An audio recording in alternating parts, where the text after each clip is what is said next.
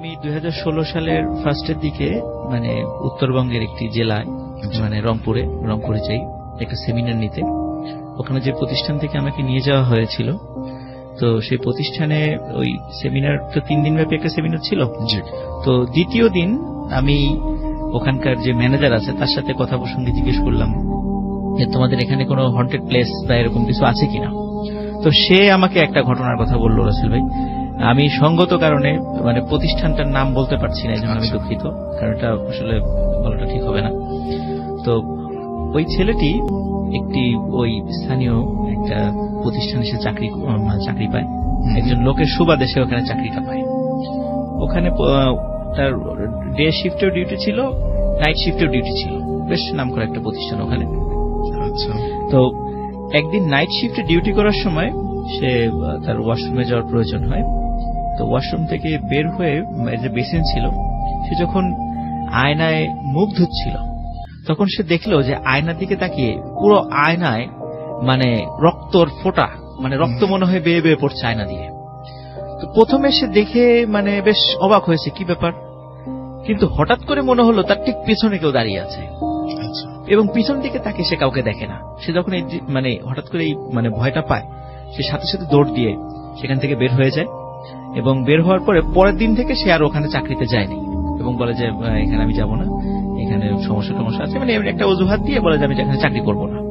কিন্তু রাসেল ভাই, তার যে আত্মীয়ের রেফারেন্সে ওখানে গিয়েছিল, ওখানে ওই আত্মীয়ের কাছ থেকে বেশ কিছু ঘটনা জানতে পারে প্রতিষ্ঠান সম্পর্কে। তো সেটা হলো রাসেল ভাই যে ওই প্রতিষ্ঠান মানে যে জায়গাটার উপরে অবস্থিত, ওটা কিন্তু একসময় আসলে শ্মশান ছিল। ইভেন আমি ওখানে নিজে গিয়েছি, কিন্তু ওখানে আমি যখন ওর কথা শুনি আমি ওখানে গিয়েছিলাম ওটা দেখার জন্য। তো কিন্তু আমি যখন ওখানে যাই রাসেল ভাই, ওটা মানে কেন জানি আমাকে ভিতরে ঢুকতে দেওয়া হয়নি। বলে যে এখানে ঢোকা যাবে না। আমি খুব অবাক হই, আমারই এমন কোনো প্রতিষ্ঠান নয় যে সেখানে ভিজিটর ঢুকতে পারবে না। তো তারপরও কেন জানি মানে তাদের আচরণগুলো আমার কাছে খুব অদ্ভুত লেগেছে। তো ওনার যে আত্মীয়ের কাছ থেকে যেটা জানা যায় সেটা হচ্ছে রাসেল ভাই যে এখানে এক জমিদারের একটা বিশাল একটা শ্মশান ছিল।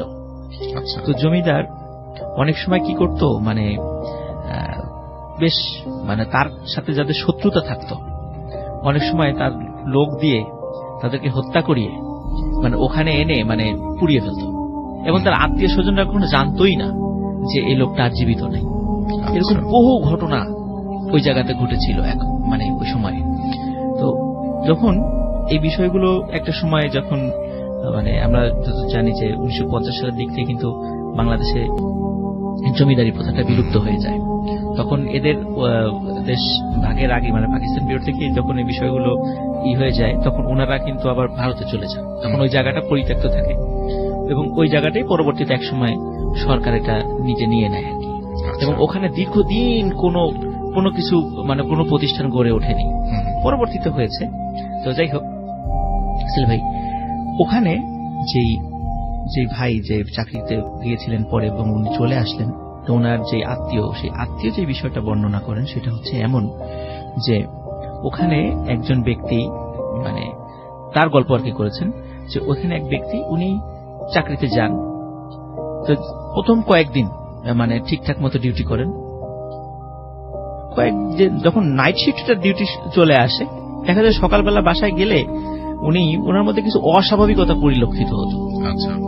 মনে হতো যে উনি সুইসাইড করবেন বা উনি জীবনের প্রতি খুব বিরক্ত, এরকম মনে হতো। অদ্ভুত ব্যাপার রাসেল ভাই, কোনো একদিন নাইট শিফটে ডিউটি করার পরে ওই ব্যক্তিকে আর খুঁজে পাওয়া যায়নি, আজও কোনো খোঁজ খবর নেই তার। এবং এটা কিন্তু উনি একা নন, এই ঘটনা নাকি মাঝে মাঝেই ঘটে ওখানে। তো এই ঘটনা এবং ওই যে আয়নায় যে এই যেরকম রক্ত দেখা যায়, এটা নাকি রাসেল ভাই এখনো ওখানে হয়, কিন্তু প্রতিষ্ঠানের খাতিরে ওনারা এই বিষয়গুলো কখনো প্রকাশ করেন না। আমিও প্রতিষ্ঠানের নামটা বলতে চাচ্ছি না।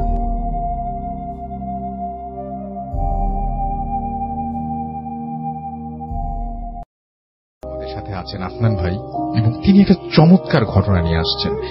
আসলে পরিবেশটি খুব ভারী হয়ে এসছে, কিন্তু আজকে বিজয়ের দিন, আজকে আনন্দের দিন, আমরা আজকে একটা চমৎকার ঘটনা দিয়ে শুরু করতে চাই আমাদের আজকের ভূতিকা।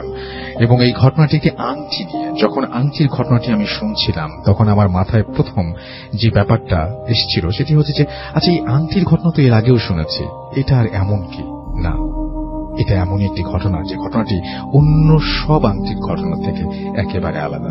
চলুন আমরা শুনি আফনান ভাইয়ের ঘটনা। শুরু করি আজকের প্রোগ্রাম। আসসালামু আলাইকুম লিসেনার্স, সবাইকে বিজয় দিবসের শুভেচ্ছা। রাসেল ভাই, এর আগে আমি একাধিক প্রোগ্রামে এসেছিলাম, বিশেষ করে বিশেষ কিছু এপিসোড, বিশেষ করে ভূত এফএমের জন্মদিন, হ্যালোইনের প্রোগ্রাম। আজকে 2013 সালের মধ্যে আজকেই প্রথম আমি এমন আজকে একটা প্রোগ্রামে আসলাম যে আজকে বিজয় দিবস, অলরেডি রাত 12টা বেজে গেছে। তো আজকে আমাকে ইনভাইট করার জন্য আপনাকে অসংখ্য ধন্যবাদ। মুক্তিযুদ্ধের শহীদ যারা হয়েছেন তাদের আত্মার প্রতি মাগফিরাত এবং যারা জীবিত আছেন তাদের প্রতি বিনম্র শ্রদ্ধা জানিয়ে আজকে আমি আমার প্রথম স্টোরিটা শুরু করছি। আসল ভাই, ঘটনাটি এটা চুয়াডাঙ্গার আলমডাঙ্গার ঘটনা। আচ্ছা, যে এই ঘটনাটি শেয়ার করেছে সে রাজবাড়িতেই থাকে, আমার জেলা রাজবাড়িতে থাকে। তার মামার সঙ্গে ঘটে যায় ঘটনাটি আমি প্রথমে শুনে প্রথম দিকে বলতে চাই নাই, আমি প্রথমেই বলেছিলাম যে এরকম ঘটনা আমি শুনবো না। তারপরে যখন শেষ হয়েছে তখন মনে হয়েছে, আমার কাছেও মনে হয়েছে যে আসলে আমি এই টাইপের ঘটনা কখনো এর আগেও কখনো শুনিনি। আসলেই তাই, আসলে। তো আসল ভাই, এই ব্যক্তি এই ঘটনাটার ঘটার সময় ছিল মোটামুটি 75 সাল থেকে 80 সালের মধ্যে, এরকম একটা সময়। তো ওনার বাড়ি আলমডাঙ্গার একটা প্রত্যন্ত অঞ্চলে ছিলেন। তো উনি পেশায় ছিলেন একজন কসাই।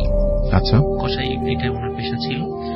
তো উনি প্রতিদিন রাতের বেলা মানে ওনার দোকান বন্ধ করে রাতের বেলা ওনার যে সমস্ত আরো সহকর্মী আছে সবার সাথে একসাথে হাঁটা শুরু করতো। তো ওনার বাড়িটা ছিল গ্রামের একদম শেষের দিকে, ওনার সাথে আরো যারা ছিল তার আগের থেকে চলে যেত। উনি শেষে হয়তো 0.5 কিলোমিটার হেঁটে ওনার বাড়িতে পৌঁছাতেন। তো রাস্তার দুধারে ওই সময় অনেক গাছগাছালি বা মানে জঙ্গল টঙ্গল ছিল আর কি। আর ওই সময় আসলে আর একটা সমস্যা ছিল, ওই সময় ওই অঞ্চলে ব্যাপক ডাকাতির মানে প্রবণতা ছিল। মানে মানুষ এই কারণে অনেকে রাতের বেলা একা চলতো না, ডাকাত ধরতে পারে। এবং রাতের বেলা যারা বাসায় যারা ঘুমাতো তারাও হাতের কাছে লাঠি সোটা রেখে দিত যে কখন ডাকাত আসে, এরকম আক্রমণ হয়, এরকম সবাই একটা আতঙ্কে থাকতো ওই সময় আর কি। তো আর খুন খারাপি ওই সময় ওই এলাকায় বেশ একটা নিত্য নৈমিত্তিক ঘটনা হয়ে গিয়েছিল। আচ্ছা। তো উনি যখন অন্যান্য দিনের মতো ওনার সহকর্মীদের বিদায় দিয়ে, ওনার দোকানে আরো যারা কর্মচারী ছিল তাদেরকে বিদায় দিয়ে ওনার হাতে যে সমস্ত মানে গরু বা খাসি জবাই করার জন্য চাকু টাকু লাগে, তো এগুলো ওনার একটা ব্যাগে থাকে। তো ওটা নিয়ে উনি যখন ওনার বাড়ির দিকে যাচ্ছিলেন, হঠাৎ করে ওনার মনে হলো পাশের এই জঙ্গলের মধ্যে থেকে কেউ ওনার দিকে টর্চ মারছে, আর টর্চের আলো দিয়ে কোনো কিছু সংকেত দিচ্ছে। আচ্ছা। তো ওই সময় কিন্তু রাসেল ভাই যে যারা ডাকাত অনেক দূর থেকে অন্য ডাকাত গ্রুপদেরকে এরকম টর্চ মেরে সংকেত দিত। তো উনি ওটা দেখে মনে করলেন যে তাকে হয়তো ডাকাত দলের কেউ ভেবেছে, এই মনে করে মানে তাকে সংকেত দিচ্ছে। তো এখন উনি এই জিনিসটা চিন্তা করে একটু ভয় পেলেন এবং উনি তাড়াতাড়ি করে হাঁটা ধরলেন বাড়ির দিকে। আচ্ছা। তখন খেয়াল করলেন উনি যখন আরো এগিয়ে চলে গেছেন, একই রকম ভাবে মানে জঙ্গলের ভিতর থেকে ওই জায়গা থেকে আবার মানে ওই জায়গা বলতে উনি যখন এগিয়ে গেছেন অন্য একটা জায়গা থেকে মানে টর্চের ওরকম সংকেত দিচ্ছে। তো উনি বেশ অবাক হন যে আমি হেঁটে আসলাম এই জঙ্গলের মধ্যে, এত তাড়াতাড়ি এসে আমাকে আবার মানে টর্চের সংকেত দিচ্ছে, ব্যাপার কি? তখন মনে হলো যে যাই আমি ওনাদেরকে গিয়ে বলে আসি যে ভাই আপনি যাদেরকে খুঁজছেন আমি আসলে ওই লোক না, আমি ভিন্ন লোক, আমি ডাকাত না, সেটাই আপনাদের দলের লোক আমি না। এই চিন্তা করে উনি মানে জঙ্গলের ভিতর নেমে গেছে যে বলে আসি। তো রাসেল ভাই ওখানে গিয়ে কোনো লোককে খুঁজে পায় না, উনি ডাকাডাকি করে কোনো লোক খুঁজে পায় না। তখন উনি যখন ফিরে আসবে হঠাৎ উনি লক্ষ্য করে ওনার পায়ের কাছে একটা লাশ পড়ে আছে। এবং লাশটি একটি সদ্য বিবাহিতা একটা হিন্দু মেয়ের লাশ। তার শরীরে লাল বেনারসি শাড়ি ছিল, শরীরে গহনা ছিল। তো উনি চিন্তা করলেন যে সম্ভবত এই ডাকাতের দলরা এই মেয়েটাকে এখানে ফেলে রেখে চলে গেছে। তো উনি ওই চিন্তা করলেন যে যেহেতু আশেপাশে কোনো লোক নাই, তার শরীরে গহনা আছে, তো দেখি আমি একটু কয়েকটা খুলে নেওয়ার চেষ্টা করি। উনি লোভটা সংবরণ করতে পারলেন না। তো উনি প্রথম দিকে ওনার ওই মেয়ের গলা থেকে হার মানে নেওয়ার চেষ্টা করে, কিন্তু পারে না। কেন জানি মনে হয় সেটা অনেক শক্ত, কিছুতেই পারে না। শরীরের বিভিন্ন অংশ থেকে উনি খুলে নেওয়ার চেষ্টা করলো, একটা অংশ থেকে উনি কোনো গহনা খুলে নিতে পারছিলেন না। তো উনি খুব বিরক্ত হন এবং খুব রাগ হন যে একটা কিছু নিতে পারলাম না। তার হাতে যেহেতু ওই মাংস কাটা ছুরি ছিল, উনি ওই একটা ছুরি বের করে ওই মেয়ের দুটো আঙ্গুলে দুটো আংটি ছিল, দুটো আঙ্গুলি উনি কেটে নেন। আচ্ছা, কেটে নেন এবং ওটা নিয়ে উনি তাড়াতাড়ি করে বাড়িতে চলে যান। আচ্ছা। বাড়িতে গিয়ে উনি যে কাজটা করেন রাসেল ভাই, ওই আংটিটা ওই আঙ্গুল থেকে খুলে রাতের বেলা ঘরে ঢোকার আগেই উনি ওনার ঘরের পাশে একটু গর্ত করে আঙ্গুল দুটো পুঁতে রাখেন এবং উনি ঘরে চলে যান। ঘরে যাওয়ার পর স্ত্রীকে দেখান যে এই দেখো আমি দুটো আংটি পেয়েছি। তখন স্ত্রী বলে তুমি এটা কিভাবে পেলে? তখন সব ঘটনা খুলে বলে স্ত্রীকে। তখন স্ত্রী বলে যে না, কাজটা আসলে ঠিক হয়নি, তোমার উচিত ছিল অন্যদেরকে ডেকে লাশটা দাফন কাফন, বা যেহেতু তুমি বুঝতে পেরেছো যে সে হিন্দু, তো অন্যদেরকে ডেকে এটার ব্যবস্থা করা, সৎকারের ব্যবস্থা করা। বলতে ঠিক আছে তাই, এত রাত এখন তো যেতে পারবো না, আমরা সবাই মিলে কালকে সকালে গিয়ে ওখান থেকে লাশটার সৎকারের ব্যবস্থা করব। তো রাসেল ভাই সকালে গিয়ে ওখানে কোনো লাশের অস্তিত্ব পাওয়া যায় না, এবং অনেককে জিজ্ঞেস করলেও বলে কেউ আমরা দেখি নাই, এই টাইপের কোনো ঘটনা এখানে ঘটেছে বা কোনো লাশ ছিল কারো কাছে আমরা শুনিও না, আশেপাশে যারা হেঁটে গেছে। তো উনি মনে করেছিল যে আসলে মনে হয় মনের ভুল, ওনার একটা মনের ভুল ছিল। তো কিন্তু আংটিটা কোত্থেকে আসলো? যদি মনের ভুলই থাকে তো উনি তো আংটিটা নিয়ে আসছে, সে আংটিটা আছে, খুব ভারী সোনার আংটি। তো উনি চিন্তা করেন আচ্ছা ঠিক আছে, যেহেতু আমি তারপর ওনার কাছে বিশ্বাস হচ্ছিল না, মনে হচ্ছে সব ভোজবাজির মতো মনে হচ্ছিল। উনি সত্যি বাড়িতে গিয়ে আবার ওই গর্তটা খোঁড়ে যেখানে উনি রাতের বেলা ওই আঙ্গুল দুটো রেখেছিলেন। উনি যখন রাসেল ভাই গর্তটা খোঁড়ার পরে দেখা গেল হ্যাঁ ঠিক আছে আঙ্গুল দুটো আছে ওখানে, কিন্তু রাসেল ভাই এটা কিন্তু মানুষের আঙ্গুল না।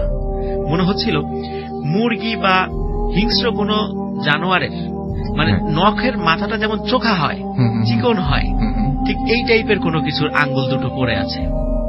উনি এটা দেখে রীতিমতো ভয় পেয়ে যান, কি ব্যাপার, এটা তো মানুষের আঙ্গুল ছিল, এই টাইপের আঙ্গুল তো হওয়ার কথা না। তো তাড়াতাড়ি করে উনি ওটা আবার মাটি চাপা দেন এবং এই বিষয়টা উনি ওনার স্ত্রীকে বলেন যে এটা নিয়ে আর কারোর সাথে কোনো কথা বলার দরকার নাই, এটা এখানেই আমরা চুপ হয়ে যাই, যে এটা এইভাবে আমরা আঙ্গুল কেটে নিয়েছি, কাউকে কিছু বলার দরকার নেই। রাসেল ভাই আংটি দুটো উনি বিক্রি করেন, বেশ ভালো টাকা পান উনি।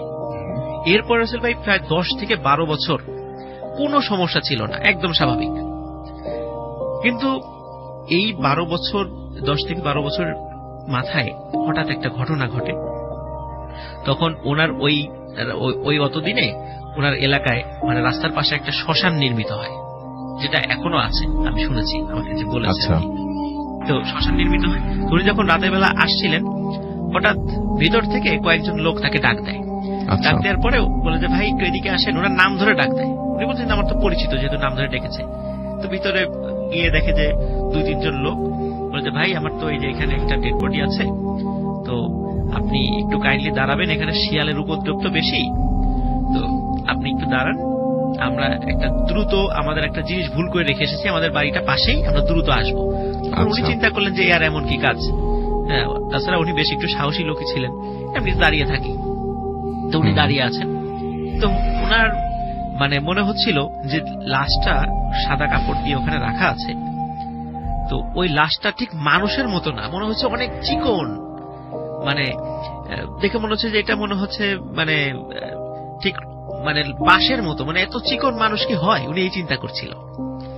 তো হঠাৎ উনি দেখলেন লাশের ওই সাদা কাপড়ের এক পাশ দিয়ে লাশের হাতটা বের হয়ে এসেছে, এবং ওই হাতের দিকে তাকিয়ে দেখলেন রাসেল ভাই এই হাতটা মানুষের হাত না, প্রত্যেকটা আঙ্গুল মনে হচ্ছে এটা ওই মুরগির যে নখ যেরকম হয় ঠিক ওরকম আঙ্গুল। এবং উনি দেখলেন ওই দুটো আঙ্গুলে দুটো আংটি পরা আছে। এইটা দেখে উনি মারাত্মক ভয় পেয়ে যান, উনি বুঝলেন এখানে কোনো প্যারানরমাল বিষয়, ঝামেলা আছে। তো উনি ওখান থেকে জোরে একটা দৌড় দেন তার বাড়ির দিকে। রাসেল ভাই বাড়ির দিকে দৌড় দেওয়ার সময় ওনার বর্ণনা অনুযায়ী উনি বারবার শুনছিলেন ওনার পিছন থেকে, একদম পিছন থেকে কেউ, ওই যেমন আমরা হিন্দুদের লাশ নিয়ে যাওয়ার সময় যখন শ্মশানে নিয়ে যায় তখন আমরা বলে যে বলো হরি হরি বল, এই কথাগুলো কিন্তু ওরা বলতে থাকে।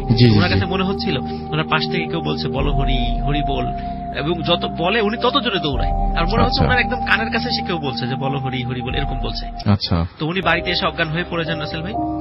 পরের দিন সকালবেলা ওনার সাথে অদ্ভুত কিছু ব্যাপার ঘটতে থাকে। ওনার হাতের নখগুলো মনে হচ্ছে আস্তে চোখা, চিকন এবং লম্বা হয়ে যাচ্ছে, এবং ওনার মাথায় জট হওয়া শুরু হয়। এবং রাসেল ভাই ওনার আচরণে অদ্ভুত কিছু পরিবর্তন আসতে থাকে, যেমন উনি কিছু প্রাণীর মতো ডাকাডাকি করতেন। কখনো শিয়ালের মতো ডাকতেন, কখনো বিড়ালের মতো, কখনো কুকুরের মতো, কখনো মুরগির মতো ডাকতেন। তো এইটা যখন দেখলো সবাই গ্রামের লোকজন বলল যে ওনার তো বড় ধরনের জিনে ধরেছে, তাড়াতাড়ি একে ট্রিটমেন্ট করো, ওনার স্ত্রীকে বললেন। এখন যেই মানে যাকেই নিয়ে আসা হোক না কেন, ওনার সামনে বসার সাথে সাথে ওই যে ওঝা বা যে হুজুরি আসুক, ওনার সামনে বসার সাথে তো অজ্ঞান হয়ে পড়ে যায়, ওরা ঝাড়ফুঁকও করতে পারে না। এবং এমন একটা ভয়ঙ্কর অবস্থা যে শেষ পর্যন্ত ওনাকে শিকল দিয়ে বেঁধে রাখা হলো, যাতে উনি কোনো মতে ছুটতে না পারেন। শিকল দিয়ে বেঁধে রাখার পিছনে কারণ রাসেল ভাই, প্রতি রাত্রে উনি ঘর থেকে বাইরে চলে যেতেন, এবং রাতের বেলা যখন লোকজন মানে রাস্তা দিয়ে হেঁটে যেত, তখন লোকজন দেখতো কে যেন কোন একটা মানুষের মতো বড় বড় চুলওয়ালা 4 পায়ে হেঁটে যাচ্ছে। আচ্ছা, মানে আমরা যদি মানে ওই বিড়ালের মতো হাঁটি বা কুকুরের মতো হাঁটি যেরকম হয়, এরকম হেঁটে যাচ্ছে, এবং কোনো মানুষকে ক্ষতি করতো না, কিন্তু মানুষের সামনে দিয়ে এরকম উনি হেঁটে যেত। কিন্তু যেই মানুষই ওই অবস্থা দেখতো, ওনার সাংঘাতিক ভাবে ভয় পেয়ে সে মানে সেন্সলেস হয়ে যেত। তো গ্রামের লোকজন মানে বলল যে একে হয় মানে গ্রাম থেকে বিতাড়িত করতে হবে, নাহলে একে শিকল দিয়ে বেঁধে রাখতে হবে। সে রাতের বেলা বাড়িতে মানে ঘর থেকে বের হয়ে মানুষকে ভয় দেখায়। তো এটা একটা ব্যাপক সমস্যার সৃষ্টি হয়ে গেল গ্রামে, এবং তার নিয়ে একটা আতঙ্ক সৃষ্টি হয়ে গেল যে রাতের বেলা এখন মানুষ বাসা থেকে বের হতে ভয় পায়, যে ওই পাগলটাকে যদি দেখি এই হামাগুড়ি দিয়ে হেঁটে আসছে, দেখলে অজ্ঞান হয়ে যাবে ভয়ে। তার চেহারাটাও রাসূল ভাই বিকৃত হয়ে গেছিল। তো এমত অবস্থায় ওনার স্ত্রী একজন ইমাম সাহেবের শরণাপন্ন হন যে কি করা যায় এই সমস্যাটা নিয়ে। তখন ইমাম সাহেব বলে যে আসলে ওনার যে সমস্যা, এটা তো মানে খুব বড় মাপের কোনো বুজুর্গ ব্যক্তির কাছে যাওয়া ছাড়া এটা সমস্যার সমাধান করার কোনো উপায় নেই। তো উনি মানে কুষ্টিয়ার পোড়াদা নামক একটা জায়গা আছে, তো ওইখানে পোড়াদা থেকে ভেড়া মারার মাঝামাঝি একটা জায়গা আছে, এটার নাম আমার যতদূর মনে পড়ছে মিরপুর। হ্যাঁ, মিরপুর। তো মিরপুরে একটা মাদ্রাসা, একটা হুজুরের সন্ধান দেন। তো ওইখানে গিয়ে বলছে ওই হুজুরের কাছে খুব মানে ভালো করে বিষয়টা বুঝিয়ে বললে উনি যদি রাজি হন তাহলে এই সমস্যাটার সমাধান করা যেতে পারে। তো উনি সত্যি ওনার স্ত্রী ওই মিরপুরে গিয়ে ওই হুজুরের সাথে দেখা করেন। তো হুজুর সব শুনে বললেন যে আসলে এই সমস্যাটার সমাধান কোনো মতেই করা সম্ভব নয়, এটা আমাদের সমস্যার সমাধানের বাইরে। এই সমস্যা আল্লাহ তাআলার যদি ইচ্ছা থাকে তাহলে সমস্যাটা জিন ঘটিত, এবং এটা জিনেরাই এটা সমাধান করতে পারবে। এটা আমরা এটা সমাধান করতে পারবো না, কারণ এমন একটা প্রবলেম যে ওই জিনেদের সাথে নেগোসিয়েশন করতে হবে, যেটা আমরা বললে ওই জিনরা মানবে না। এখন উনি বেশি কথা বলেন না যে কিভাবে কি হয়েছে না হয়েছে, বেশি কথা বলেন নাই। তখন শুধু একটা পরামর্শ দেন, একটা নির্দিষ্ট ডেট দেন, পূর্ণিমার একটা রাত, যে আপনি ওই দিন আসবেন, আপনার স্বামীকে নিয়ে আসবেন, এবং আপনারা বাড়ির ওখানে এই যে আঙ্গুল দুটো পুঁতে রেখেছিলেন ওই আঙ্গুল দুটো নিয়ে আসবেন। এই পরামর্শ দেয় ওই হুজুর। তো সত্যি ওনারা ওই নিয়ে আসে, এবং ওনাকেও শিকল দিয়ে বেঁধে আনা হয় ওই বাড়িতে। নিয়ে আসার পরে তখন ওনার স্ত্রীকে বলা হয় যে আমি যখন রাতের বেলা বলবো তখন বাসার বাইরে গিয়ে আপনি দাঁড়াবেন, দেখবেন যে একটা পালকিতে চড়ে কিছু লোক আসছে, আপনার সামনে দিয়ে যাওয়া মাত্র আপনি খুব সুন্দর করে তাকে একটা সালাম দিবেন। সালাম দেওয়ার পরে ওনারা যেভাবে বলে আপনি সেভাবেই করবেন।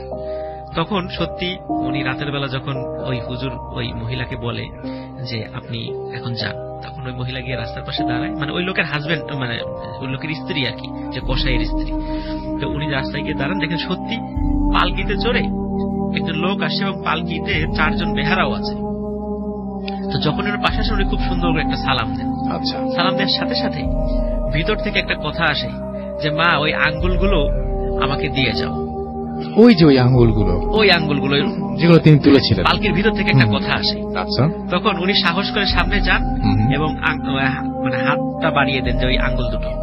তখন উনি মানে ওই ওনার হাত থেকে আঙ্গুল দুটো নিয়ে দেন, কিন্তু ওনার চেহারা দেখায় নাই, ওই মানে পালকির মধ্যে থেকেই কে আছে ভিতরে চেহারা দেখায় নাই। তখন বলল যে মা এই টাইপের কাজ কখনো করো না। এটা কি পুরুষ কণ্ঠ ছিল না মহিলা কণ্ঠ? পুরুষ কণ্ঠ। মা এই টাইপের কাজ আর কখনো তোমরা করো না, কারণ মানুষ লোভের বশবর্তী হয়ে কখনো কখনো এমন কাজ করে ফেলে যেটা মানুষের সাধ্যের মানে অসাধ্য হয়ে যায় সেটা সমাধান করা, এবং সেটা আমাদের পক্ষেও মানে সেটা কঠিন হয়ে যায়। কারণ মানুষের সাথে মানে জিনদের যে বিষয়গুলো, জিনেরা সাধারণত রাসূল ভাই একরোখা হয়, ওরা কখনো একটা বিষয় যদি কখনো সিদ্ধান্ত নিয়ে বসে থাকে ওদেরকে ওই সিদ্ধান্ত থেকে কখনো পিছু হটানো যায় না। তখন বলল যে তোমার স্বামী যেই মেয়েটার আঙ্গুল কেটে নিয়ে এসেছিল, আসলে ওই মেয়েটা মানে সদ্য বিবাহিত একটা মেয়ে ছিল, এবং ওই যে যেই আংটিগুলো তোমরা দেখেছিলে, যে ওই আংটি এবং তার যে গহনাগুলো, ওই মেয়েটা একটা দরিদ্র একটা মানে গোয়ালার মেয়ে ছিল। মানে তার বাবা তার বাড়ির যেই মানে যত সম্পত্তি ছিল সব বিক্রি করে মানে যে সামান্য সম্পত্তি দিয়েছিল। তখন রাতের বেলা যখন ওই শ্বশুর বাড়িতে যাচ্ছিল, তখন ডাকাতদের আক্রমণে নিহত হয়। তার স্বামীকেও মেরে ফেলে এবং ওই মেয়েটাকেও মেরে ওখানে ফেলে রাখে। কিন্তু ওই মেয়েটার সাথে কিছু ভালো জিন ছিল, যার কারণে ওর শরীর থেকে কোনো অংশ মানে কোনো গহনা ওই ডাকাতদেরকে খুলতে দেয়নি। আচ্ছা, ডাকাতদেরকে ভয় দেখে জিনরা মানে তাড়িয়ে দিয়েছে। কিন্তু তোমার স্বামী ওখানে এসে লোভের বশবর্তী হয়ে যখন কোনো কিছুই খুলতে পারে নাই, তখন ওই আঙ্গুল দুটো কেটে নিয়ে যায়, যেটা ওই জিনেরা পছন্দ করে নাই। কিন্তু তোমার স্বামী অতটা লোভী নয়, যখন জিনেরা বুঝলো তখন মানে তারা কোনো ক্ষতি করেনি। কিন্তু পরবর্তীতে তোমার স্বামীর ব্যবসা বাণিজ্যে অনেক মানে মানে বেশ ভেজাল দেওয়া শুরু করলো, মানুষকে ঠকানো শুরু করলো। তখন ওই জিনেরা প্রতিশোধ নেওয়ার জন্য তারা আবার তোমার স্বামীর উপরে অ্যাটাক করে। তো তোমরা আর কখনো লোভ করো না, এই ধরনের কোনো লোভের বশবর্তী হয় না। তখন রাসেল ভাই ওই আঙ্গুল দুটো উনি নিয়ে যান এবং আস্তে আস্তে উনি সুস্থ হয়ে যান। উনি রাসেল ভাই কিন্তু অনেকদিন জীবিত ছিলেন, ওই কসাই অনেক সুস্থ হবে। ওনার সন্তান এখনো আছে, ওনার আত্মীয় স্বজনও এখনো আছে, ওনার স্ত্রীও এখনো জীবিত আছেন। এই ঘটনাটা ওই এলাকায় অনেক মানে প্রচলিত। তো রাসেল ভাই এটাই ছিল আমার ঘটনা। অনেক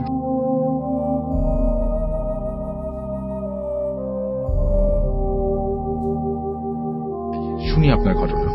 থ্যাংক ইউ রাসেল ভাই। রাসেল ভাই, এখন যে ঘটনাটা আমি শেয়ার করব এটা আমার যে নানা বাড়ি আর কি, রাজশাহী জেলার বেলগাছি এলাকার ঘটনা। তো ঘটনাটি যার সাথে ঘটে তার নাম হচ্ছে কফিল উদ্দিন।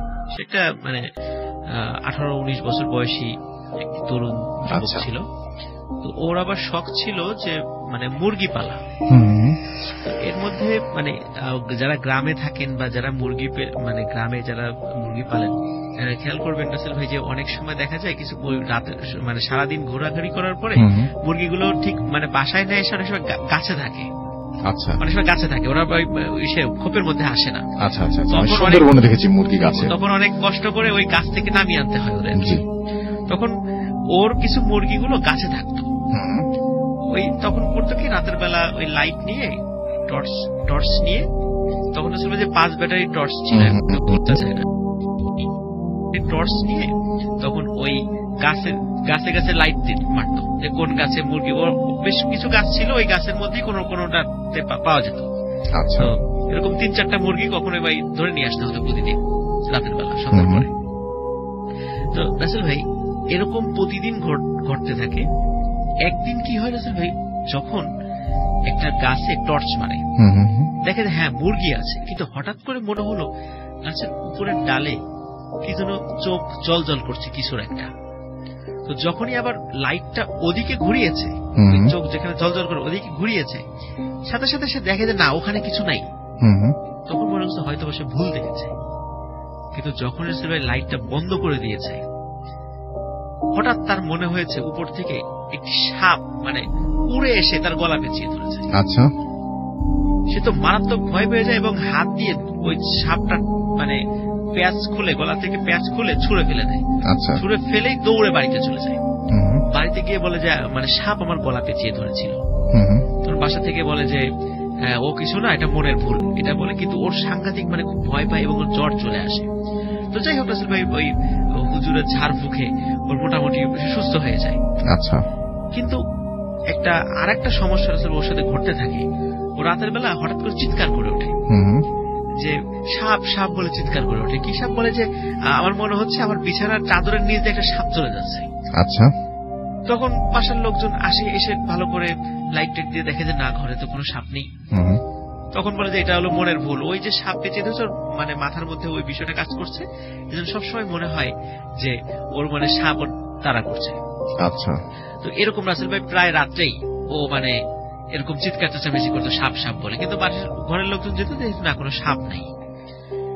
একদিন রাসেল ভাই মানে সত্যি সত্যি মানে সে যখন চিৎকার করছে, বাড়ির লোকজন মানে প্রতিদিন একই ঘটনা দেখতে দেখতে মানে তারাও বিরক্ত হয়ে গেছে। তো ওদিন বেশ রাগ করেই তার ঘরে ঢুকেছে। আচ্ছা, ঢোকার পরে রাসেল ভাই দেখে ওর সারা ঘর মানে ছোট ছোট মানে ছোট সাপ, ওই আকৃতির সাপ কিন্তু মোটা, কিন্তু ছোট। ও সারা ঘর ঘুরে বেড়াচ্ছে এবং চিৎকার চেঁচামেচি করছে। তো যখনই লোকজন চলে আসে, তখনই হঠাৎ করে ওই সাপগুলো অদৃশ্য হয়ে যায়। তখন বুঝতে পারে যে না, আসলে এটা ওর মনের ভুল ছিল না, নিশ্চয়ই কোনো ঘটনা ঘটেছিল।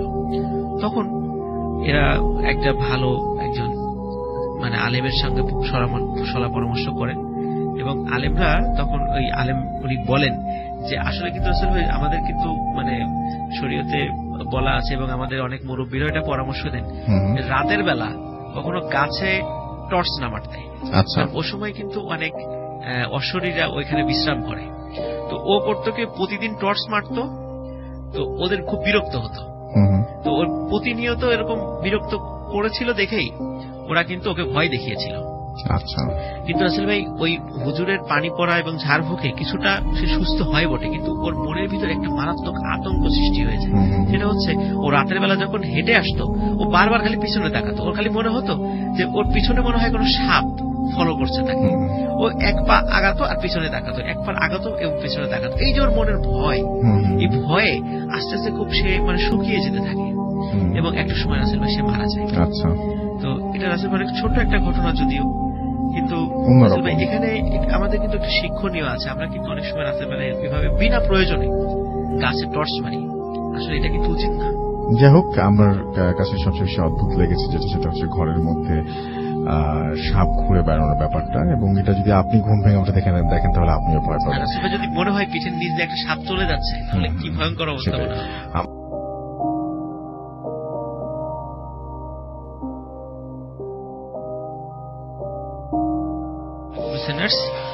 ভাই এখন যে ঘটনাটি আমি শেয়ার করবো এটা আমাদের রাজবাড়ী জেলার উত্তরবাজার একটা জায়গা রয়েছে। আমাদের রাজবাড়ী জেলার বর্তমানে যেটা নদীর পাড় আর কি। তো অনেকেই সেখানে অবসর সময় সেখানে বেড়াতে যান, কিন্তু এখন যেই অবস্থাটি সেখানে রয়েছে আজ থেকে কিন্তু 30-35 বছর আগে এরকমটি ছিল না। তখন সেখানকার পরিবেশটা ছিল অন্যরকম। সেখানে বিস্তীর্ণ একটি মানে বিশাল একটি গ্রাম ছিল। এখন তো কালের বিবর্তনে নদী ভাঙনে সেটার কিছুই নেই, এখন সেখানে বিশাল একটা নদী হয়ে গেছে। কেউ এখন দেখলে বিশ্বাসই করতে চাইবে না এখানে এত বিশাল একটি গ্রাম ছিল। তো ওই গ্রাম কেন্দ্রিকই রাসেল ভাই ঘটনাটি। আচ্ছা, তো 1978 সালের দিকে তখন একটি বন্যা হয়। ওই বন্যার সময় মানে ওইখানে যারা নদীতে গোসল করত, তো স্রোতে যাতে ভেসে না যায়, যার কারণে স্থানীয় কিছু লোকজন ছোট ছোট খুঁটি গেড়ে রেখেছিল। তো তারা কি করতো, ওই খুঁটি ধরে গোসল করতো যাতে কখনো স্রোতে চলে না যায়। বাহ, বেশ মজার। তো এইভাবে তারা গোসল করতো ওখানে। তো স্থানীয় একটা যুবক, নাম তার ছিল হচ্ছে বিল্লাল। তো উনি ওই একদিন দুপুরবেলা, ওই দিনই দুপুরবেলা ওই খুঁটি ধরে গোসল করছিলেন। তো হঠাৎ গোসল করতে করতে হঠাৎ তার মনে হলো কিছু একটা জিনিস তার দু পা জড়িয়ে ধরেছে। তখন ওনার মানে ফিল হলো যে এটা কোনো মানে লতা পাতা কিনা, বা কিন্তু লতা পাতার মনে হচ্ছিল না, মনে হচ্ছে কোনো মানুষের হাত হবে। তো উনি একটু সাহসী ছিলেন, উনি সাহস করে ডুব দিলেন। আচ্ছা, ডুব দিয়ে দেখতে গেলে আসলে কি, এবং পা থেকে ওই জিনিসটা ছাড়ানোর চেষ্টা করলেন। তো উনি ডুব দিয়ে রাসেল ভাই দেখলেন যে একটি বাচ্চা ছেলে, এবং বাচ্চা ছেলেটির সারা শরীরে এবং মুখে মানে বড় ধরনের টিউমারের মতো হয়ে গেছে। মানে পানির নিচে ডুব দিয়েই দেখতে পেলেন, ডুব দিয়ে দেখতে পেলেন। এবং আরো একটা মানে ভয়ঙ্কর ব্যাপার আছে ভাই, ওই বাচ্চা ছেলেটি তাকে বলছে যে আমাকে বাঁচান এবং আপনারাও বাঁচুন, এই কথাটা বলছে। তখন উনি তো চিন্তা করলেন যে সর্বনাশ, পানির নিচে তো মানুষ কথা বলতে পারে, নির্ঘাত একটা মানে ভয়ঙ্কর কিছুর কবলে আমি পড়েছি। তো উনি সাথে সাথে মানে চিৎকার মানে লাফ দিয়ে উপরে উঠে মানে ভূত ভূত আমাকে খেয়ে ফেললো এই সমস্ত কথা বলে মানে তাড়াতাড়ি করে উপরে উঠে গেলেন। যেটা মানুষ বলে স্বাভাবিক আর কি, যে সবাই বলেন এই যে নিচে আমাকে এইভাবে একটা কিছু এরকম ধরেছিল। তো ওই ভয়ে তখন আর কেউ পানিতে নামে না, যে নামলেই মানে এই যে এরকম কিছু একটা ঘটতে পারে। তখন পানিতে একটু সবাই নামা বন্ধ করে দিল। কিন্তু রাসেল ভাই এই ঘটনা ঘটার মোটামুটি 5-6 ঘন্টা পর মানে এলাকাবাসী খেয়াল করলেন যে একটা ছোট বাচ্চাকে খুঁজে পাওয়া যাচ্ছে। তো বাচ্চা ছেলেকে খুঁজে, ওইটা আবার ছিল স্থানীয় মেম্বারের ছেলে। তো তখন বাচ্চা ছেলেকে যখন খুঁজে পাওয়া যাচ্ছিল না, সবাই বলছে যে সে হারিয়ে গেছে, সব অনেক খোঁজাখুঁজি করছে। কিন্তু ওই বিল্লাল যখন ওই বাচ্চা ছেলেটির নাম জানলো, তখন বিল্লাল বলল যে আমি পানির নিচে যে ছেলেটাকে দেখেছি তার সাথে ওই ছেলেটার চেহারা মিল রয়েছে। ও মাই গড! তখন এই ঘটনাটি যখন সেটা বলে, তখন বলে যে তাহলে পানির নিচে ওই বাচ্চা ছেলেটি কথা বললো কিভাবে? তার মানে ওর সাথে ভয়ঙ্কর কোন একটা ঘটনা ঘটেছে। তখন কি ঘটনা ঘটতে পারে সবাই এরকম মানে আলোচনা করা শুরু করলো। সবাই অনেক লাশ খোঁজার চেষ্টা করলো, লাশ কিছুতেই খুঁজে পাওয়া যাচ্ছিল না। তো একটা বাচ্চা ছেলে বলেছিল যে ও মানে একটি ছোট্ট ভেলায় খেলা করছিল, কিন্তু ও যেই জায়গাটাতে ছিল সেই জায়গাতে কোনো স্রোত ছিল না। কিন্তু হঠাৎ করে মনে হলো যে কে যেন ভেলাটি মানে উল্টিয়ে ফেলে দিল। কোনো স্রোত নাই, কিছু নাই, কিন্তু ভেলাটি উল্টে ফেলে দিল এবং ওই ছেলেটা নিচে পড়ে গেল। ওই ছোট ছেলেটা নদীর পাড়ের এলাকার লোক হওয়ার কারণে খুব ভালো সাঁতার জানতো বাচ্চা হলেও, কিন্তু মানে ওই বাচ্চা ছেলেটি দেখলো কিছু যেন মনে হলো ওকে টান দিয়ে পানির নিচে নিয়ে গেল। তারপরে ওকে আর দেখে নাই, মানে ওই বাচ্চা ছেলেটি ভুলেই গেছিল আর কি। সে অন্যদিকে চলে গেছে, মনে করছে হয়তো বা সে পরে কোথাও এসে, যেহেতু সাঁতার ভালো জানে, ডুব সাঁতার দিত, তো মনে করেছে যে হয়তো বা সে এরকম খেলা করছে, এই কারণে সে অন্য কোনো ব্যক্তিকে আর তেমন কিছু বলেনি। কিন্তু পরে ওই বাচ্চা ছেলে যখন জানলো তাকে খুঁজে পাওয়া যাচ্ছে না, তখন ওর কাছ থেকে সত্য ঘটনাটা বের হয়। রাসেল ভাই, বিষয়টা হলো যে যখন আর একটা অদ্ভুত ব্যাপার, যে মানে ওখানে যেই নদীতে ওরা গোসল করতো ওটা আসলে মেইন নদী না, ওটা একটা খুব ছোট্ট একটা মানে বলতে পারি যে একটা মানে নালার মতো নালা আর কি। তো সেটা হঠাৎ করেই মানে মাত্র কয়েকদিনের ব্যবধানে সেখানকার পানি নেমে যায়, অথচ চতুর্দিকে বর্ষাকাল, ওখানে পানি নেমে যাওয়ার কথা নয়। যখন পানিটা রাসেল ভাই নেমে যায় তখন দেখে একটা জায়গায় মানে বালি ঢিবির মতো হয়ে আছে এবং ওই ঢিবির উপর দিকে দুটা পায়ের উপর মনে হচ্ছে যে কোন একটা ব্যক্তিকে মাথা নিচের দিকে দিয়ে মানে গেড়ে রাখা হয়েছে। তখন সবাই মানে বলে যে এই যে পাটা মানুষের, এটা কার হতে পারে? একটা বাচ্চাকে হারিয়ে গেছে কয়েকদিন আগে, তাহলে ওরই হবে। দ্রুত ওইখান থেকে বালি সরানো হয় রাসেল ভাই, তারপর ওখান থেকে বের করা হয়। রাস্তা একদম বিভৎস হয়ে গেছিল এবং ওর সমগ্র শরীরে এই টিউমারের মতো হয়ে গেছিল, মনে হচ্ছে একটা বড় ধরনের স্কিন ডিজিজ হয়েছে, এরকম হয়ে গেছিল। তখন এলাকায় শোকের ছায়া নেমে আসে এবং সেই সাথে সাথে একটা বিষয় মানে সবার মনের ভিতরে একটা আতঙ্ক সৃষ্টি হয় যে কি এমন ঘটনা ঘটলো যে ওইভাবে পড়ে গেল, মারা গেল। তো ভালো সাঁতার জানতো, যেখানে সে পড়ে গেছে সেখানে স্রোত ছিল না, আর ও এইভাবে মাটির মানে একদম নিচে, ও মানে মাথাটা একদম নিচের দিকে, কে ওইভাবে এভাবে ওকে হত্যা করলো? এইভাবে সবার মনের ভিতরে একটা ভয় সৃষ্টি হয়। তো এই ঘটনার রাসেল ভাই এই সপ্তাহখানিক মোটামুটি ভালোই ছিল। সপ্তাহখানিক পর থেকে অদ্ভুত কিছু ঘটনা ঘটা শুরু করে ওই এলাকায়, যে সকালবেলা হঠাৎ করে কিছু কিছু ব্যক্তির লাশ পাওয়া যায় এবং এই লাশগুলোর সমগ্র শরীর রাসেল ভাই মানে ওই যে টিউমারের মতো হয়ে গেছে, বিভিন্ন জায়গায় টিউমারের মতো হয়ে গেছে, মানে মুখে, হাতে, পায়ে, সমস্ত শরীরে, মানে এমন বিভৎস অবস্থা যে মানে চেনাই যায় না এমন অবস্থা। অথচ সে রাত্রেও সুস্থ ছিল। কি এমন ঘটনা ঘটলো যে সে রাতারাতি তার এই ডিজিজটা হলো এবং সকালে সে মারা গেল। এবং রাসেল ভাই যারা মারা গেছে প্রত্যেকেই কোনো না কোনো কারণে বাসার থেকে বের হয়ে আসছিল রাতের বেলা, হয়তোবা প্রাকৃতিকটাকে সাড়া দেওয়ার জন্যই হোক বা কোনো কারণে হোক, গরমের কারণে নদীর পাড়ে গিয়েছে বা কোনো যে কোনো কারণ হতে পারে। কি কারণে গিয়েছে এটা নিশ্চিত না, কারণ সবার তো ডেড বডি উদ্ধার করা হয়েছে, কি ঘটেছিল কেউ বলতে পারেনি। তো এটা যদি রাসেল আমরা যদি ওলা ওঠা বলি, আমরা দেখি ওলা ওঠা যখন একটা গ্রামে হওয়া শুরু হয় তা একের পর এক হতে থাকে, অনেক লোক একসাথে মারা যায়।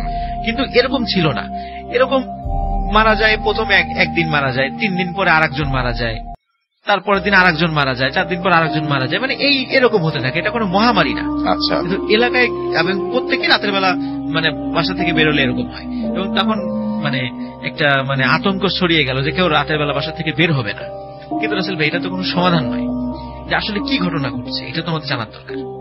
তো স্থানীয় একজন ইমাম সাহেব ছিলেন ওই সময়, ওনার কাছে যখন বিষয়টা শরণাপন্ন হলেন, উনি এই বিষয়টার মানে প্রাথমিকভাবে চিন্তা করেন এটা কোনো জিন টিন জাতীয় কোনো কিছু হতে পারে বা এই টাইপের কিছু হতে পারে, অনেক ব্যাখ্যা দিলেন। তারপরও বললেন যে তার উস্তাদের সাথে উনি এই বিষয়টা পরামর্শ করবেন, দেখা যাক উনি এই বিষয়ে কি প্রতিকার দেন, উনি এই বিষয়ে মানে একটু পরামর্শ নিয়ে আসবেন।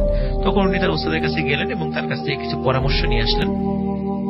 তারপরে উনি গ্রামে ফিরে এসে গ্রামের যুবকদেরকে বললেন যে তোমরা সবাই নদীর মানে পূর্ব দিকে পাহারা বসাবা, তোমরা সবাই দেখবা যে রাতের বেলা এই দিক দিয়ে কে আসে, যেই আসুক সাথে সাথে আমাকে খবর দিবা।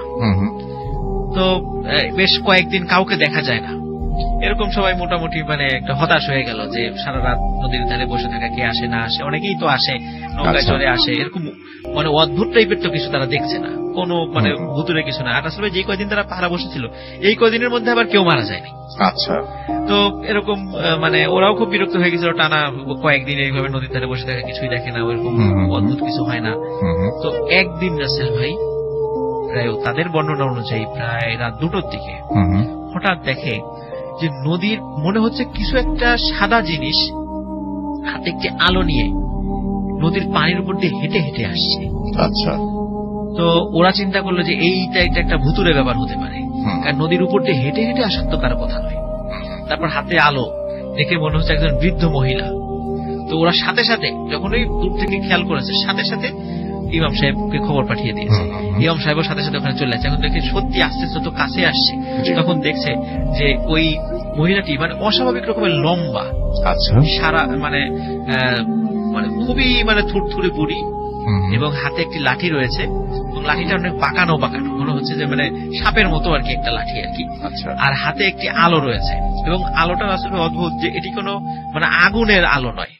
আচ্ছা, মানে মনে হচ্ছে এটা এমনিতেই জ্বলছে, কিসের যে আলো এটা ওরা বুঝতে পারে নাই। মনে হচ্ছে ওই সময় তো ওইভাবে ওখানে লাইট ছিল না, বিদ্যুতের কোনো সংযোগও ছিল না, এখনো সেখানে নাই, মানে এখনো ওইখানে নাই, ওটা বিশেষ করে চরাঞ্চল আর কি, যদিও এখন সেটা মানে মেইন চরটা ভেঙে গেছে। তো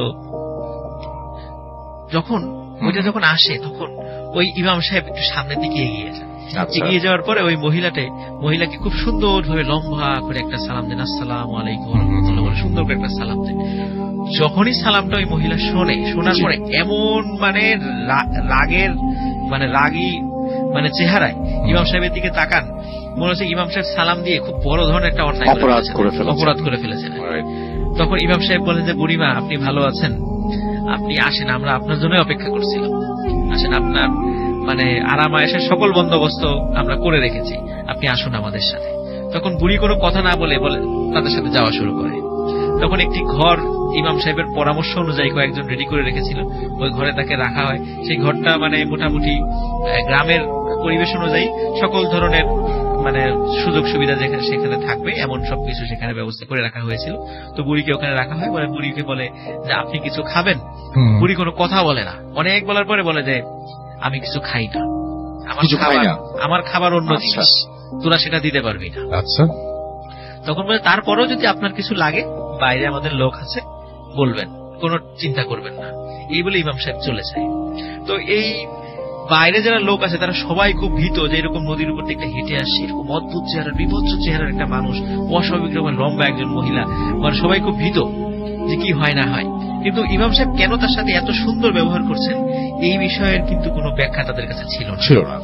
তো রাত মানে ঘন্টাখানেক পরে ভোর হওয়ার কিছুক্ষণ আগেই ওই মহিলাটি আর্তনাদ করে চিৎকার শুরু করে যে ওরে বাবারে মারে মরে গেলাম, এভাবে চিৎকার চেঁচামেচি শুরু করে। আর তখন ওই ইমাম সাহেবকে বলা ছিল যে ওই মহিলা যদি ওনার সাথে যদি কোনো ঘটনা ঘটে সাথে সাথে যেন তাকে আবার জানায়। তো সাথে সাথে লোক গেল যে ওই বুড়ি চিৎকার চেঁচামেচি শুরু করেছে। ইমাম সাহেব তখন সেখানে গেলেন এবং সবাইকে নিয়ে গেলেন। তখন দেখলেন রাসেল ভাই ওই বুড়ির সমস্ত শরীরে ওই যে টিউমারের মতো স্কিন ডিজিজ হয়ে গেছে এবং ওই যন্ত্রণা এসে ছটফট করছে। তখন বলে আমাকে ছেড়ে দে, আমাকে ছেড়ে দে, আমাকে ভোর হওয়ার আগেই যেতে হবে, আমাকে ছেড়ে দে। হ্যাঁ, তখন ইমাম সাহেব বলে যে তুই কেন এই গ্রামের লোকদেরকে হত্যা করছিস সেভাবে? বলে এটাই আমার কাজ, আমি এভাবেই হত্যা করি। তো বলে যে তোরা আমাকে সালাম দিয়ে আটকে ফেলেছিস, তুই যখন আমাকে সালাম দিয়েছিস তখন তুই যেটা বলবি আমাকে সেটাই করতে হতো, কিন্তু আমাকে ভোর হওয়ার আগেই এই রোগটা কারো না কারোর মধ্যে ছড়িয়ে দিতে হতো। যদি আমি ছড়িয়ে দিতে না পারি তাহলে এটা আমার শরীরে চলে আসবে, এবং সত্যি তাই, আমি ছড়িয়ে দিতে পারি নাই, এটা আমার শরীরে চলে আসছে। এখন দ্রুত আমাকে ছেড়ে দে, আমাকে যদি তোরা কোনো ক্ষতি করিস তাহলে আমার মতো এরকম অসংখ্য আছে যারা তোদের গ্রামে একবারে অ্যাটাক করবে। তখন ইমাম সাহেব বলে যে হ্যাঁ ছেড়ে দিতে পারি, একটা শর্ত, যে তুই চলে যাবি আর কখনো এই গ্রামে আসবি না। তো বুড়ি বলে যে আমি যদি ভোরের আগে যদি না যেতে পারি তাহলে মারা যাবো। তো যার কারণে অবশ্যই সে সেটা শর্তটা মেনে নেয় এবং বলে আর কখনো এই গ্রামের লোকদেরকে কোনো ক্ষতি করবি না। তখন সত্যি রাসেল ভাই যখন এই শর্তটা সে মেনে নেয়, অদ্ভুত ভাবে বুড়ির শরীরের সমস্ত শরীরের ওই টিউমার গুলো মিলিয়ে যেতে থাকে এবং চোখের সামনে ওখানে ওই যারা ওই দৃশ্যগুলো দেখেছে এখনো ওই ঘটনার মানে জীবন্ত সাক্ষী এখনো কিছু রয়ে গেছে এলাকায়। তো পরে বুড়িকে ওই নদীর পার পর্যন্ত এগিয়ে দিয়ে আসে। তবে নদীর পার পর্যন্ত এগিয়ে দিয়ে আসার পরে রাসেল ভাই যখন ওই বুড়িটাতে হেঁটে হেঁটে আসছিল এবং হাতে একটা আলো ছিল, দেখে ওই সময় ওই আলোটার ওই কুপিটা যে কোথায় মানে মিলিয়ে গেল কেউ বলতে পারে না।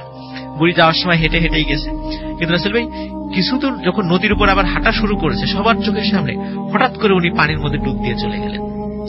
এরপর থেকে রাসেল ভাই ওই এলাকায় ওই ধরনের ঘটনা আর ঘটেনি, ওই অদ্ভুত ধরনের ঘটনা। আমরা রাসেল ভাই যে ওলা ওঠার গল্প শুনি, ওলা বুড়ির গল্প শুনি, এরকম ঘটনা আছে রাসেল ভাই, এটা সত্য, এটা কিন্তু সত্য ঘটনা।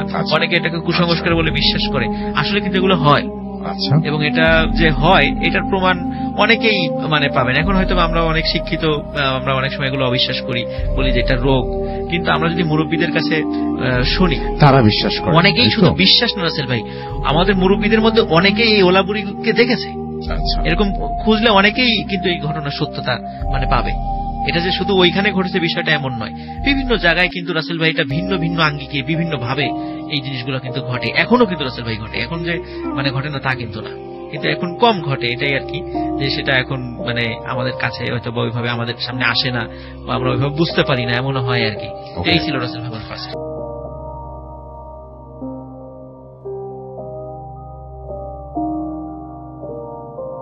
আপনার ভাইয়ের কাছে তার ঘটনা। থ্যাংক ইউ রাসেল ভাই। রাসেল ভাই এখন যে ঘটনাটি আমি বলবো, যে এই ঘটনাটি আসলে মানে আমার কাছে যখন প্রথম আমি শুনেছি, অনেক আগে থেকে আমি এটা শুনেছি, তবে বিষয়টা আমার কাছে খুব শিলি মনে হতো যে ভূতে ফেমার মতো প্রোগ্রামে যে এই ঘটনাটি আমি শেয়ার করবো, এটা আমার কখনো মনেই হয়নি। কিন্তু মানে রিসেন্টলি মানে আমি ইন্টারনেট ঘাঁটতে ঘাঁটতে একটা ইনফরমেশন পাওয়ার পরে তখন আমি ওটার সাথে একটা মিলানোর চেষ্টা করলাম, বিশেষ করে প্যারালাল ইউনিভার্স আসলে আছে কিনা বা থাকলেও সেটা কিভাবে আছে সেটা নিয়ে একটু চেষ্টা করলাম। তখন এটার সাথে ঘটনার সাথে একটু মিলাইলাম। আসলে ভাই পবিত্র কোরআনে আল্লাহ নিজেই বলেছেন যে পৃথিবীতে প্রত্যেকটা জিনিস, প্রত্যেকটা জীবকে আমি জোড়ায় জোড়ায় সৃষ্টি করেছি। এখন আমরা অনেকে যদিও মনে করি যে মানে হাজব্যান্ড ওয়াইফ এই জোড়া কিনা, না আসলে কিন্তু না। অনেকে আছে বিবাহই করেন না বা একাধিক বিবাহ করেন, এদের ক্ষেত্রে কিন্তু এক জোড়া কিন্তু হয় না। আসলে এক জোড়া বলতে যেটা বোঝায় যে অনুরূপ একটা কপি। কিন্তু রাসেল ভাই আমি এখানে বসে আছি, আপনি ওখানে বসে আছেন, আমাদেরই ঠিক আর একটা কপি কোথায় আছে এটা কিন্তু আমরা জানি না, আল্লাহই ভালো জানেন। তো এটা একটা প্যারালাল ইউনিভার্সের একটা ধারণা আর কি, যেটা যদিও সুস্পষ্ট এই বিষয়ে কিছু নাই, কিন্তু তারপরেও মানে এটা যে একদম মানে কেউ এটা অস্বীকার করেন না, কিন্তু আল্লাহই ভালো জানেন যে এটা কিভাবে আছেন। তো এই রিলেটেডই রাসেল ভাই এখন যে বিষয়টা আমি শেয়ার করব সেটা হচ্ছে যে আমার যে দাদা বাড়ি সেটা ফরিদপুর জেলার বোয়ালমারী থানাতে। তো ওইখানে মানে আমি আমার বেশ কিছু আত্মীয় স্বজনদের কাছে একটা ঘটনা মাঝে মাঝে শুনতাম, ওনারা সেটা বলতেন, সেটা হচ্ছে যে প্রায় ৭৮ বা ৭৯ সালের দিকে রংপুর থেকে একজন ব্যক্তি ওখানে আসেন। তো আমরা যেটাকে রাসেল ভাই যে কামলা বলি, যে মানে ডে লেবারার আর কি, যারা ফসল কাটার মৌসুমগুলোতে সাধারণত তারা বিভিন্ন জায়গা থেকে আসেন, ফসল কাটেন, আবার ওই মৌসুম শেষ হলে তার যার বাড়িতে ফিরে যান। তো ওনার বাড়ি ছিল রংপুরে। তো উনি খুব ভালো কাজ করতেন, কিন্তু খুব সবসময় মন খারাপ করে থাকতেন। তো একবার মানে উনি যেই বাড়িতে থাকতেন সেই বাড়ির মালিক ওনাকে জিজ্ঞেস করলেন যে কি ব্যাপার, তোমার সবসময় মন খারাপ থাকে, মন খারাপ কেন থাকে? তখন উনি একটা অদ্ভুত বিষয় শেয়ার করেন। তো সেই বিষয়টি হলো রাসেল ভাই, ওনারা 2 ভাই ছিলেন, উনি ছিলেন বড় ভাই। তো ছোট ভাই বড় ভাই দুইজনই বিবাহিত ছিলেন, ওনার 2টা সন্তান ছিল। তো উনি ছোট ভাই বড় ভাইয়ের ঘরও ছিল আলাদা। তো ওনার কথা অনুযায়ী একদিন উনি ঘুম থেকে উঠে মানে দেখেন যে ওনার ঘরটা কেন যেন অপরিচিত লাগছে, মানে এই ঘরটা ওনার না। তো উনি ঘর থেকে বের হয়ে এসে দেখেন যে উনি ওনার ছোট ভাইয়ের যে ঘর সেটাই শুয়ে আছেন। তো ওনার স্ত্রীকে ঘুম থেকে ডেকে তোলেন, বলে যে কি ব্যাপার, রাতের বেলা কি আমাকে ছোট ভাই, তুমি এবং আমি কি ছোট ভাইয়ের ঘরে চলে আসছি নাকি? তো বলে না, ছোট ভাইয়ের ঘর তো এটা না। আর ছোট ভাই কেন, মানে ছোট ভাই কেন, তুমি তো ছোট ভাই, তো অন্যজন তো বড় ভাই, আর এই ঘর তো তোমারই ঘর। তো উনি খুব অবাক হন যে কি বলে, আমি বড়, আমি নাকি ছোট, এবং এই ঘর নাকি আমার, এতদিন ধরে আমি এই ঘরে বসবাস করছি, এই ঘরটা নাকি আমার। তখন উনি এইটা শুনে খুব মানে নিজেই মানে খুব আঘাত পান যে বলে কি। উনি বলেন, ওনার আবার 2টা সন্তান ছিল, উনি ওনার স্ত্রীকে বলেন, আচ্ছা ওরা কি ঘুম থেকে উঠেছে, ওদেরকে ডাকো। তখন বলে যে ওদেরকে ডাকবো, ও তো মানে বড় ভাইয়ের সাথে ঘুমায়। বড় ভাইয়ের সাথে ঘুমাবে কেন? বলে মানে কেন, ওটা তো তার বাচ্চা, তার সাথে ঘুমাবে না? বলে না, এই বাচ্চা তো আমার। তখন তার স্ত্রী বলে যে এই বাচ্চা একজনের বয়স 5 বছর, একজনের বয়স 7 বছর, তোমার হয় কেমন? তোমার আমার বিয়ে হয়েছে তো 1 বছর। তখন উনি তো মানে খুব অবাক হন এবং রীতিমতো বাড়ির বাসাবাড়িতে ঝগড়াঝাটি শুরু করে দেন। এবং আশ্চর্য বিষয় রাসূল ভাই দেখেন, ওই দুটো বাচ্চা বাইরে বেরোয় এসে তাকে চাচা চাচা বলছে। তো এইটা দেখার পরে মানে বাড়ির সব লোকজন একটা মানে ডিসিশনে আসেন যে এই রাতের বেলা কেউ হয়তো বা জিনে ধরেছে বা এমন কোন ঘটনা ঘটেছে যে সে পাগল হয়ে গেছে। আচ্ছা। তো উনি যাই হোক বাড়ির লোকদের সাথে ঝগড়াঝাটি করে চিন্তা করেন যে যাক, সূর্য উঠে গেছে, এখন মাঠে যেতে হবে। ওই সময় ফসল কাটার মৌসুম ছিল তার এলাকায় ওই সময়। তো উনি ফসল কাটার জন্য, আমরা যেটাকে মানে কাঁচি বলি আর কি, কাঁচি নিয়ে উনি মাঠে গিয়েছেন ফসল কাটার জন্য। ধানও পাক ধরেছে। এখন উনি যেই ক্ষেতে ফসল কাটা শুরু করেছেন, হঠাৎ করে একজন ব্যক্তি এসে বলছে এই করো কি করো কি? কেন? বলে যে আমার ক্ষেতের ফসল তুমি কাটছো কেন? তুমি তোমার খেতে যাও। বলে কি বলো, আমার এই ক্ষেতে আমি ফসল লাগাইলাম, বড় করলাম, পাক ধরেছে, এখন আমি ফসল কাটবো না? বলে না, এই ক্ষেত তোমার না, এই ক্ষেত আমার, তোমারটা ওই পাশে। এখন এইটা বলার পরে উনি তো রীতিমতো তার সাথে ঝগড়া জুড়ে দেন। তখন এক পর্যায়ে হাতাহাতি মারামারিও হয়। তখন তারা ওই এলাকার স্থানীয় চেয়ারম্যানের কাছে দেন, নালিশ করেন। চেয়ারম্যান সবাইকে মানে ডাকে, উভয় পক্ষকে।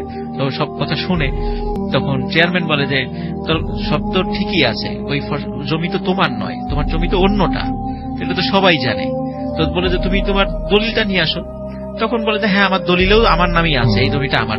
সত্যি আসলে দলিলটা আনার পরে, উনি যদিও ক্লাস 6 পর্যন্ত পড়েছিলেন, দেখে যে আসলে দলিলে কিন্তু ওই জমিটা ওনার নয়। আচ্ছা। ওইটা কিন্তু ওই যে ওই কৃষকটা যে জমিটা দেখিয়ে দিয়েছে সেটাই তার।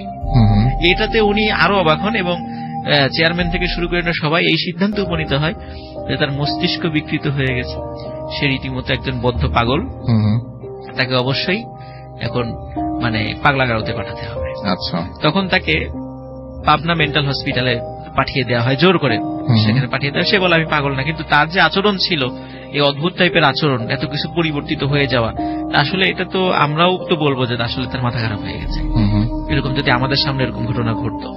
তো পাবনায় যখন তাকে রেখে আসা হয় রাসূল ভাই, কিছুদিন যাওয়ার পর তার পরীক্ষা নিরীক্ষা বা আচার আচরণ, কথাবার্তা সবকিছু শুনে মানে ওখানকার যে ডাক্তাররা ছিলেন তারা নিশ্চিত হন যে উনি মানে সম্পূর্ণভাবে একজন সুস্থ ব্যক্তি।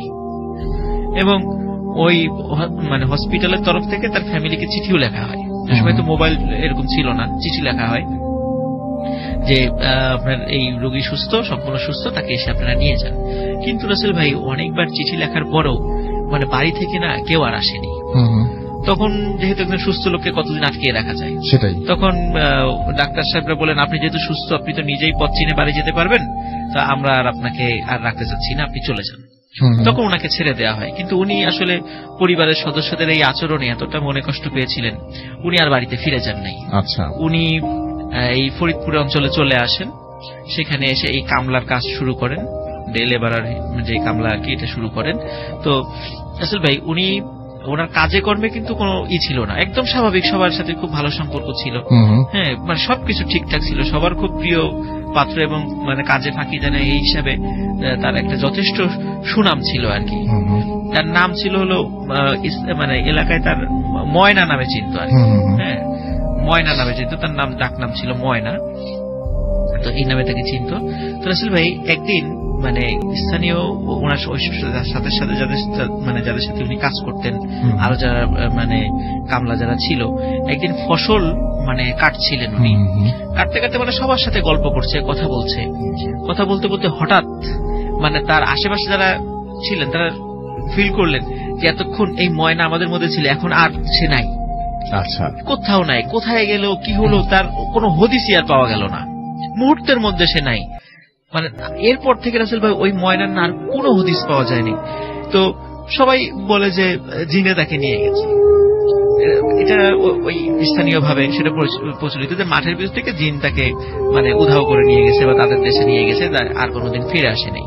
তো রাসেল ভাই সে যে ঘটনাগুলো বলেছিল, পরবর্তীতে ওই স্থানীয় একজন লোক তার দেয়া ঠিকানা অনুযায়ী যে যাদেরকে বলেছিল তার গ্রামের বাড়ি কোথায়, দেশের বাড়ি কোথায়, সব তো একজন গিয়েছিল, যে উনি যে কথাগুলো বলেছিল সবগুলোর কিন্তু সত্যতা পেয়েছিল তারা, যে হ্যাঁ আসলে সত্যি সত্যি তার বাড়িতে এই ঘটনা ঘটেছিল।